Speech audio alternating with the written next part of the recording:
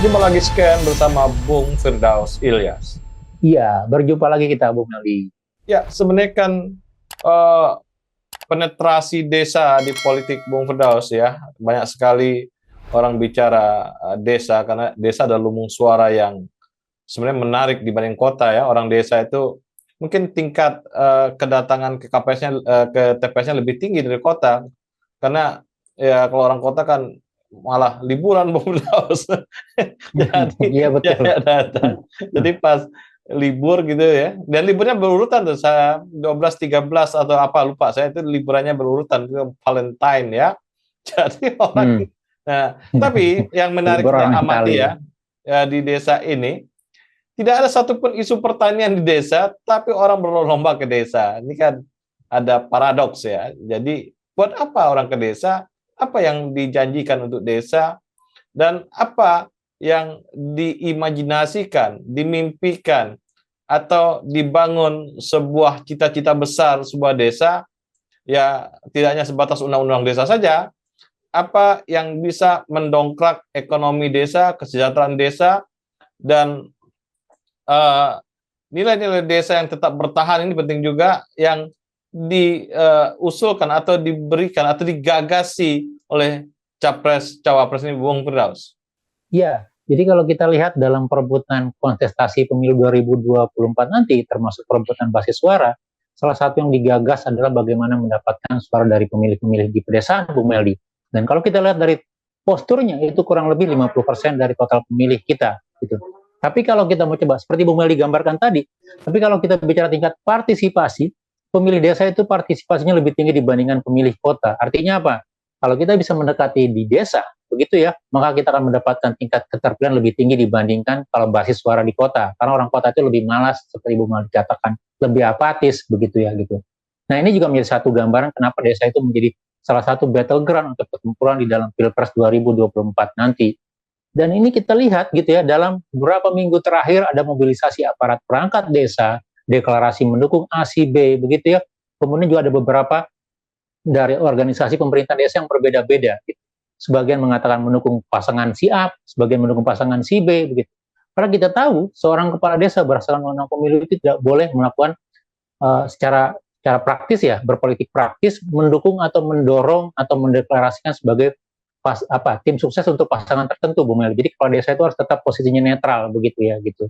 Tetapi kalau kita lihat instrumen desa itu banyak tangan ke sana yang bisa mengintervensi, entah itu melalui kementerian desa yang kebetulan menterinya berasal dari satu partai politik tertentu, atau anggaran desa yang kekuasaannya dipegang oleh pemerintah pusat, gitu ya, atau pemerintahan desa, begitu, termasuk undang-undang desanya, begitu, atau dari sisi teritorial, Bu Meldi, di mana aparat Babinsa, kepolisian itu bisa mengintervensi ke sana, begitu. Nah, sayangnya desa itu memulai keterbatasan dalam sumber informasi, begitu. Walaupun sekali lagi semakin berkembang, gitu ya. Tapi juga mereka agak lebih malas dalam melakukan rekam jejak, melihat seperti apa, gitu. Termasuk nanti untuk melihat apakah program-program yang ditawarkan itu menarik atau tidak. Jadi saya pikir desa itu menjadi strategis, tetapi juga menjadi ironis karena desa itu tidak mengalami semacam kemelekan politik yang seharusnya, Bu Meli. Desa itu hanya menjadi objek pertempuran suara, tetapi tidak banyak program-program atau kinerja yang nanti mengintervensi desa. Orang desa itu memilih karena ada dana desa, bukan karena ada pembangunan pertanian gitu.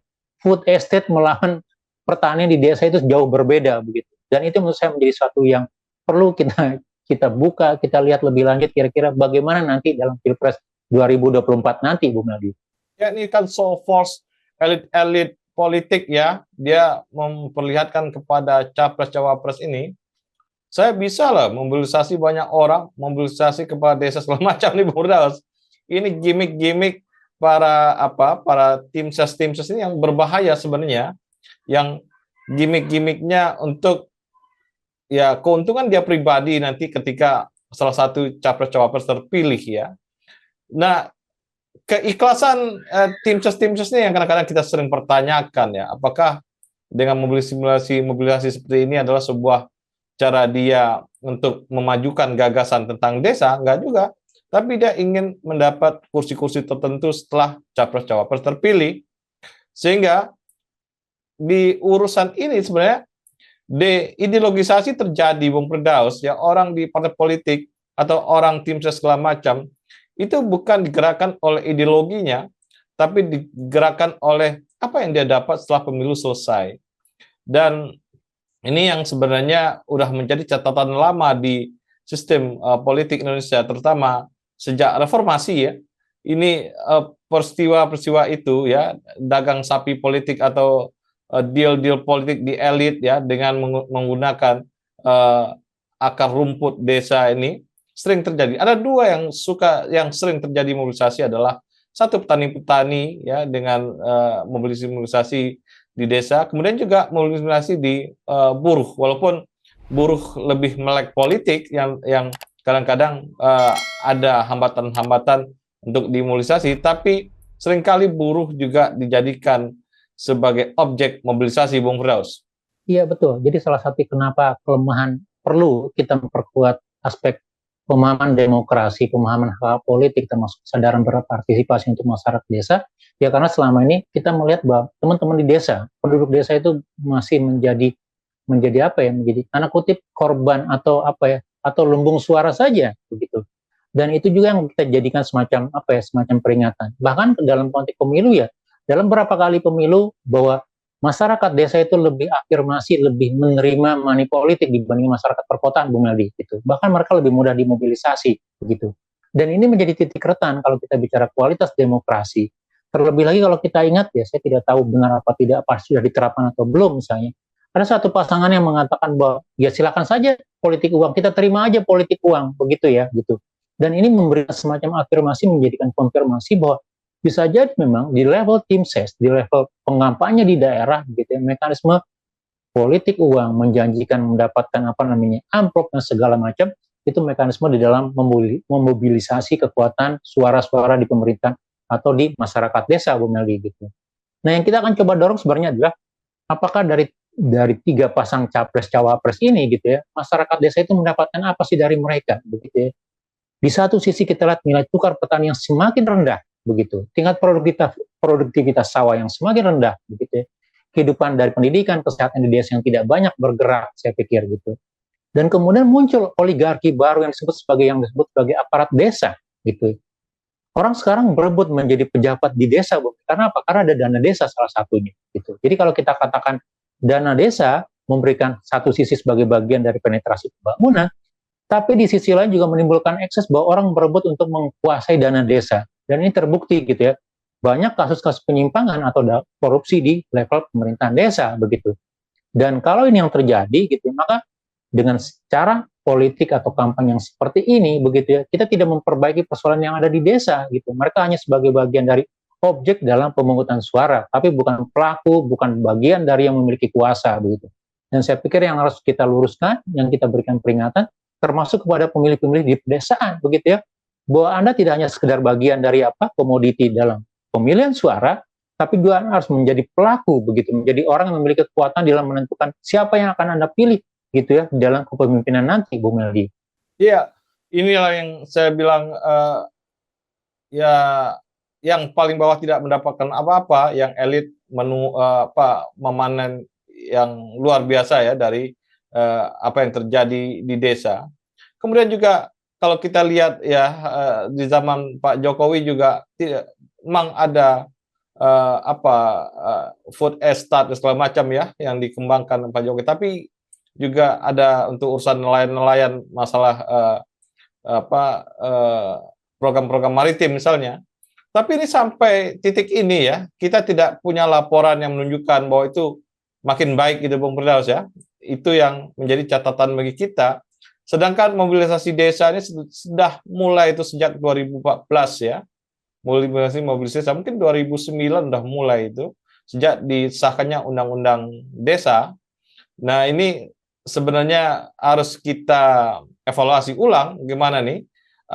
Saya kira kalau mobilisasi desa ini dia linear dengan perkembangan desa, kita oke, kita nggak ada masalah. Tapi ini tidak linear dengan perkembangan desa.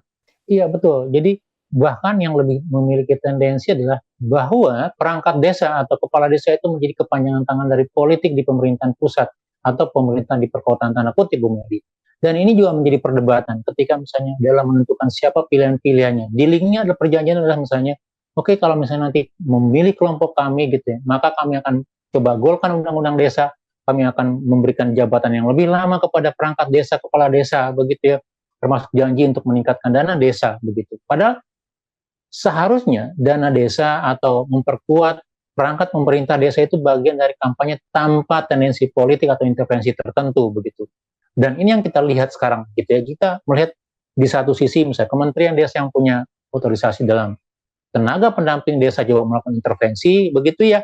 Sementara pemerintah pusat dalam hal ini di bawah pemerintahan Jokowi juga punya intervensi terkait keuangannya, terkait regulasinya, begitu.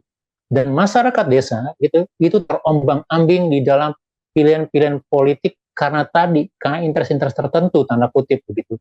Bukan karena tawaran-tawaran program untuk pembangunan desa, untuk pertanian, untuk fasilitas-fasilitas umum, atau segala macam, Bu Meldi. Jadi, kalau dikatakan mereka hanya bagian dari suara yang dihitung 5 tahun sekali, itulah yang masih kita lihat sebagai sebuah realita di masyarakat desa, begitu. Dan bagaimana memperbaikinya? Ya mau tidak mau ya, kita memperbaiki skema dalam intervensi dengan pendekatan relasi antara pemerintah pusat, gitu, termasuk juga membangun bagaimana mereka lebih aktif memiliki peran di dalam sistem demokrasi atau pemilihan umum, Bung Meldi. Ya, ini kan semacam MTP, Bung Firdaus, makan tulang petani ya. Kita harapkan elit-elit tidak makan tulang petani ya, tidak menghisap gitu sebuah massa untuk dijadikan sebuah isu-isu politik, tapi dia tidak merubah kehidupan dari yang dia perjuangkan. Ini berbahaya sekali, Bung Firdaus ya. Ini komodifikasi ya, komoditi politik yang sering dilakukan sebenarnya, dan kita berharap makanya di politik tuh betul-betul itu adalah sebuah perjuangan politik, perjuangan ideologi ya, perjuangan tanpa pamrih dengan tekad yang kuat bahwa ini perjuangan untuk masyarakat banyak, untuk kebajikan orang banyak gitu ya, keutamaan orang banyak. Ini yang hilang dalam republik ini di selang yang panjang, Bung Firdaus. Ya betul. Jadi kalau nanti ya masyarakat desa atau ya siapapun lah, artinya masyarakat desa mulai dari aparatnya, perangkatnya, gitu, penduduk desa. Kalau Anda ingin memilih pemimpin atau memilih dari 3 pasangan ini, kalau kita bicara dalam konteks Pilpres 2024, lihatlah pada program kerjanya, janjinya kira-kira seperti apa. Apakah betul gitu ya bahwa memang janji atau programnya memang akan mengangkat perekonomian pedesaan, mengangkat pendidikan, kesehatan yang ada di desa gitu. Bukan hanya sekedar gimmick, bukan hanya sekedar janji-janji di atas kertas gitu ya. Atau hanya memberikan semacam stimulus untuk elit di desa, tapi untuk masyarakat seluruhnya tidak mendapatkan apa-apa gitu. Jadi tolonglah lihat lagi lebih luas, lebih dalam gitu ya. Jangan mudah tergoda karena misalnya janji uang desa atau dana desa, atau janji jabatan tertentu misalnya, atau memperbanyak jabatan desa begitu ya, tapi tidak memberikan dampak manfaat untuk orang banyak di pedesaan. Dan saya pikir ini yang salah satu menjadi indikator begitu. Yang kedua tentu juga kita lihat dari pasangan capres-cawapres gitu ya. Karena tidak hanya sekedar menjadikan desa itu sebagai komoditas, tapi juga menawarkan program-program yang lebih aktual yang bisa terkuantifikasi gitu ya. Bagaimana membangun pendidikan, ekonomi gitu ya, mensejahterakan petani gitu ya. Karena sekali lagi ya, mostly dari penduduk Indonesia berbasis pertanian gitu ya. Dan itu yang menjadi tulang punggung kalau kita katakan sebagai yang disebut sebagai Indonesia maju, Indonesia emas gitu ya. 100 tahun Indonesia begitu. Jadi sekali lagi mau tidak mau di sini letak strategis pentingnya desa, bukan hanya sekedar bagian dari pelengkap sebagai kebutuhan, penyedia kebutuhan orang kota, Bu Meldi. Ya, terima kasih Bung Firdaus. Sama-sama Bu Meldi, terima kasih banyak, tetap semangat. Salam Indonesia bersih. Salam Indonesia bersih.